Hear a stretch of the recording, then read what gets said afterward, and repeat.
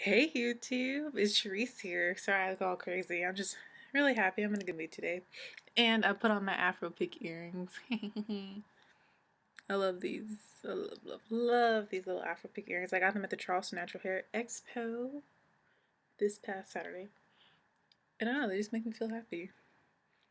But anyways, this video is going to be my top 5 favorite primers of all time.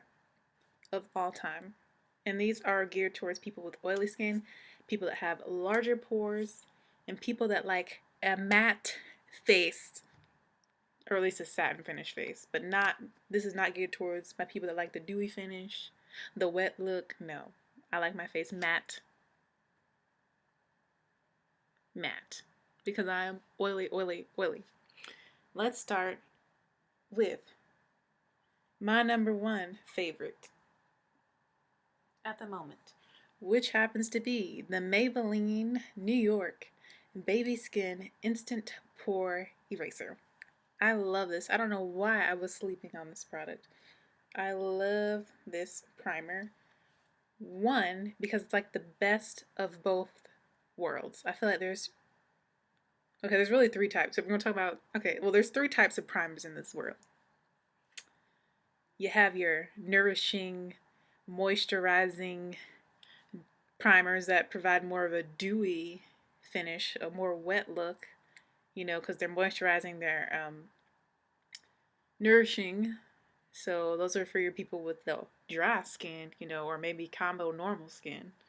Then you have your silicone primers, ones that are for people with larger pores. They're kind of slimy feeling. They help smooth out your face for a nice, flawless base. And then you have your mattifying primers, which is what people like me like because I have extremely oily skin. And this one is the best of the silicone primers and the mattifying primers. It's like if you had a mattifying primer and a completely silicone primer and they had a baby, you would get the Maybelline Baby Skin Instant Pore Eraser. So I love this because it really does blur out your imperfections before you put your makeup on, and it just provides such a smooth base for when you do apply your foundation. And this is the primer that I'm actually wearing right now. And I think it just works wonderful. And I don't know why I was sleeping on this product. I got this at the Dollar General and I believe it was $6.99. So I got this for $7. And you can also find it at Walmart, Target, basically anywhere where Maybelline is sold. And I have been loving this. This is my number 1 favorite primer right now. My second all-time favorite primer, which I've been using for a long periodically time, is the Black Radiance Shine Control Primer. I love this stuff. And it works great with every single foundation. That's another thing about this primer as well. Both of these work great with any foundation I've ever used them with. It looks really, really good. And I find that with this primer, more works better for me. So I really apply it pretty heavily. I also like this one because it's like a lotion, so it's really creamy. So you feel like you're just applying some lotion, but it also helps with your foundation. And it's not drying. It doesn't suck up all your oils to where your face feels really tight and really dry. Because I don't really like that either, even though I do like a matte finish and a matte face and matte primers. This really does a great job at helping control oil and making sure that your foundation lasts, that you don't have to touch up like crazy. My third favorite is actually a finishing spray, but I use it as a primer. So this is the NYX Matte Finish Long Lasting Setting Spray, and I actually like to just spray this on my face before I apply my BB cream, foundation, whatever CC cream I'm putting on my face, and it really does work great as a primer instead of spraying it after. I don't know. I feel like powder should always be the last thing. I don't know. I'm weird. That's just me. That's my preference. Sorry, dresser. So yeah, I spray this on my face before I do my makeup, and it works really great at providing a matte finish to my foundation. And I also like it because it's a spray, that's pretty cool. My fourth favorite, and these last 2 are more like heavy duty, like when you want your face to have absolutely no shine, no luminosity, like when you want it to be like extremely matte, the heavy duty stuff. This primer will do that for you. Oh gosh, my job is starting to send messages. And this is the Boots number 7 Beautifully Matte Makeup Base. And it says Stop Shine for a matte finish and improves blemishes. I love this stuff. I can't remember how much it was. I think it was, like $9.99 to $11.99, so like $10 to $12. It's a little bit more on the pricey side. Oh, I forgot to tell you how much this is. I think this is also in that price range. Oops, it's almost empty. Yeah, I think this is also in that price range. $10.99, $9.99 from NYX. But yeah, I love this stuff. It's just I can only find it at Target and at Ulta, which I try to stay out of those stores because every time I go I spend a lot of money.